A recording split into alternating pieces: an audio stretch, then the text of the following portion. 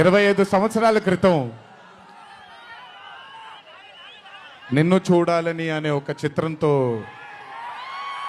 నా కెరియర్ మొదలైంది.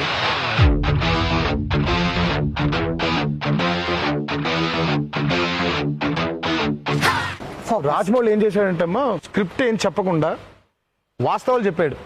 చాలా చండాలంగా ఉన్నారు తారక్ చూడడానికి మీరు అంటే. నేను అలా చూశాను. మరి సింహాద్రి కూడా ఈ బాడీలోనే కదా కొట్టింది అనే చిన్న లుక్ అనమాట. మనకు ఆ యూత్ చూడట్లేదు, యూత్ అమ్మాయిలు చూడట్లేదు, మీరు ఇలా లావుగా ఉంటే ఏం లాభం, సన్నబడాలి అని.